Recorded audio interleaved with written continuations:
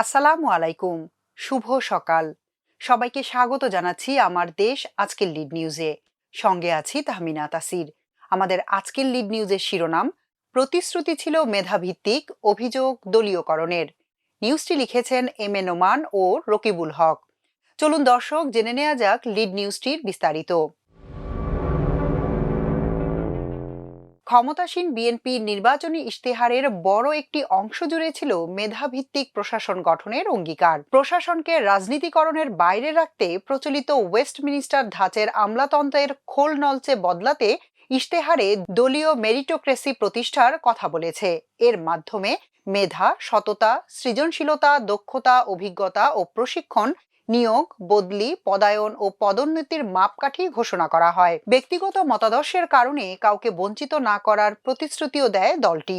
একই অঙ্গীকার রয়েছে বিএনপির ৩১ দফার রাষ্ট্র কাঠামো সংস্কারের রূপরেখাতেও। তবে গত ৬ মাসে নির্বাচনী প্রতিশ্রুতির এই অংশটুকু পূরণ হওয়া তো দূরের কথা, উল্টো রাজনৈতিক বিবেচনায় সরকারের বিভিন্ন সংস্থা, প্রতিষ্ঠান ও দপ্তরে নিয়োগের রেকর্ড সৃষ্টি হয়েছে বলে অভিযোগ জনপ্রশাসন বিশেষজ্ঞ ও রাজনৈতিক বিশ্লেষকদের। হতাশা ব্যক্ত করে তারা বলেন, প্রশাসনে বহু প্রত্যাশার সংস্কার কার্যক্রম সেই তিমিরেই রয়ে গেছে।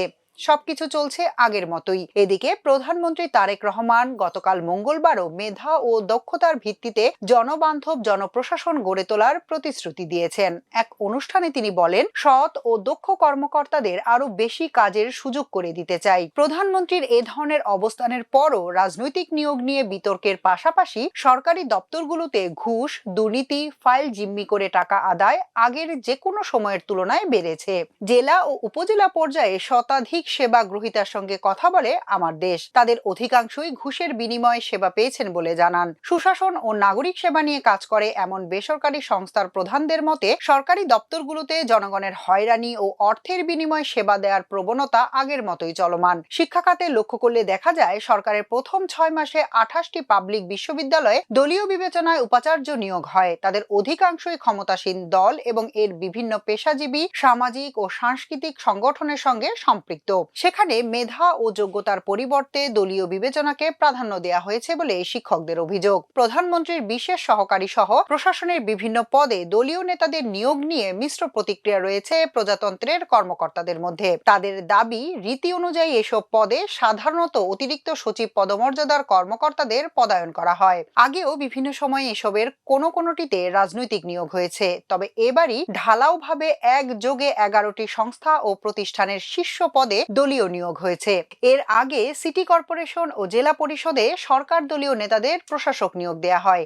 এসব নিয়োগ নিয়েও প্রশ্ন তুলেছেন জনপ্রশাসন বিশেষজ্ঞরা। প্রধানমন্ত্রীর বিশেষ সহকারী হিসেবে নিয়োগ পাওয়া ব্যক্তিদের নিয়েও বিরূপ মন্তব্য করেছেন বিএনপি, ছাত্রদল ও যুব দলের বিভিন্ন পর্যায়ের নেতারা। নিয়োগপ্রাপ্তদের কারো কারো দলের প্রতি কমিটমেন্ট নিয়েও প্রশ্ন তোলেন তারা। সাবেক মন্ত্রিপরিষদ সচিব ও অন্তর্বর্তী সরকারের সাবেক উপদেষ্টা আলী ইমাম মজুমদার মনে করেন, যার কাজ তাকে দিয়ে করানোই উচিত। তিনি বলেন, জনপ্রশাসনের কর্মকর্তা কর্মচারীদের যেমন রাজনীতিতে জড়ানো উচিত নয়, ঠিক তেমন প্রশাসনের পদগুলোতেও ঢালাওভাবে রাজনৈতিক বিবেচনায় নিয়োগ দেয়া ঠিক নয়। এটি প্রশাসনকে আরো বেশি করে বিতর্কিত করে তুলবে। ঢালাওভাবে একসঙ্গে এতগুলো সরকারি সংস্থার নেতৃত্ব স্থানীয় পদে দলীয় ব্যক্তিদের নিয়োগ উদ্বেগজনক, তবে মোটেও অবাক হওয়ার কিছু নেই। বিচ্ছিন্ন কোনো বিষয়ও নয়, এমন মন্তব্য ট্রান্সপারেন্সি ইন্টারন্যাশনালের নির্বাহী পরিচালক ডক্টর ইফতেখারুজ্জামানের। তিনি বলেন, নতুন সরকার দায়িত্ব নেওয়ার শুরু থেকেই বাংলাদেশ ব্যাংকের গভর্নরের মতো নজরদারি সংস্থার শীর্ষ পদ থেকে শুরু করে সব স্থানীয় সরকার প্রতিষ্ঠানের প্রশাসক, বিশ্ববিদ্যালয়ের উপাচার্য সহ রাষ্ট্রীয় গুরুত্বপূর্ণ যত নিয়োগ দেয়া বা অপসারণ করা হয়েছে, সব ক্ষেত্রেই সরকার কর্তৃত্বপরায়ণ আমলের মতো রাষ্ট্র কাঠামোতে দলীয় ক্ষমতার একচ্ছত্র আধিপত্যের সংস্কৃতি অনুসরণ করছে। সেবা গ্রহীতাদের মতে, রেজিম বদলালেও ঘুষ, দুর্নীতি, অনিয়মের ক্ষেত্রে কোনো হেরফের হয়নি। ফাইল আটকে টাকা আদায় চলছে সে আগের মতোই। ঘুষ ছাড়া কোনো ফাইল নড়াচড়া তো দূরের কথা, কর্মকর্তাদের সঙ্গে কথা বলাও মুশকিল। তাদের মতে, রাজুক, সিটি কর্পোরেশন কার্যালয়, ভূমি অফিস, বিআরটিএ, পাসপোর্ট অফিসগুলো সহ প্রান্তিক জনগোষ্ঠীর সঙ্গে সম্পৃক্ত সরকারি দপ্তরগুলোতে ঘুষের পরিমাণ আগের চেয়ে বেড়েছে। রাষ্ট্র সংস্কারে বিএনপি ঘোষিত ৩১ দফার নবম দফায় রাষ্ট্রের সব সাংবিধানিক, আইনগত ও স্বায়ত্তশাসিত প্রতিষ্ঠানকে দলীয়করণের প্রভাব মুক্ত করে স্বচ্ছ ও জবাবদিহিমূলক প্রতিষ্ঠানে রূপান্তরিত করার প্রতিশ্রুতি রয়েছে।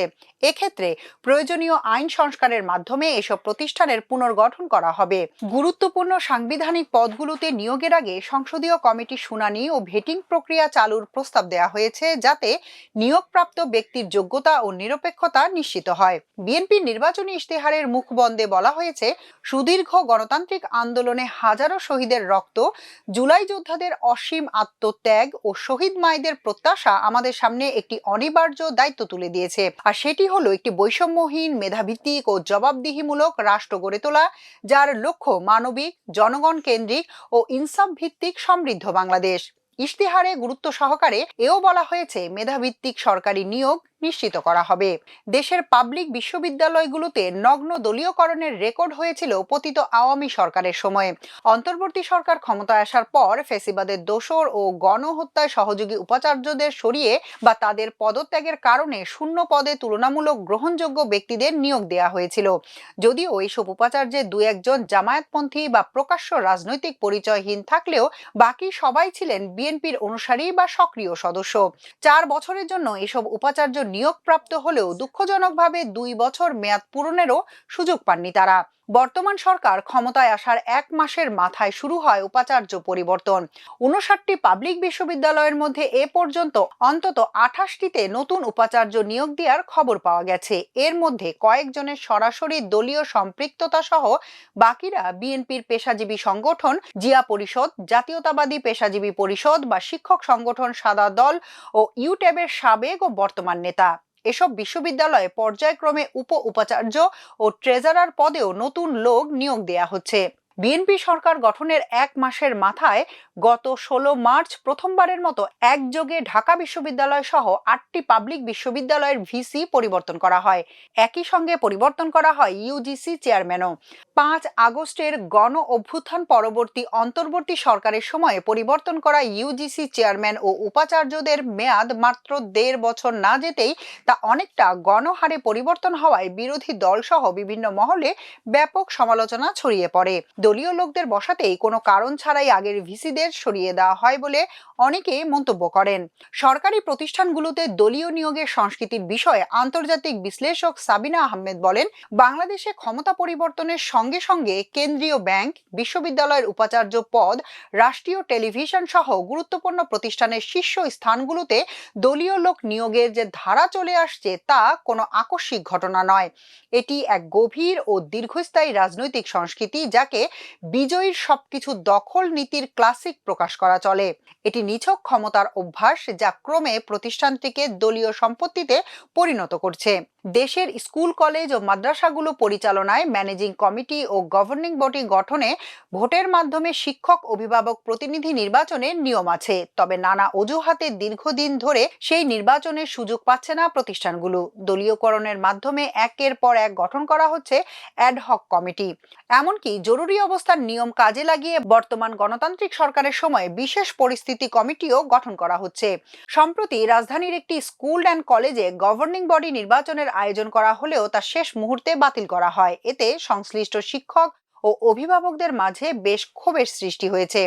অনির্বাচিত কমিটি দিয়ে শিক্ষা প্রতিষ্ঠান পরিচালনায় অনিয়ম, দুর্নীতি ও দলীয়করণ সহ নানা জটিলতা বাড়ছে বলে খবর পাওয়া গেছে।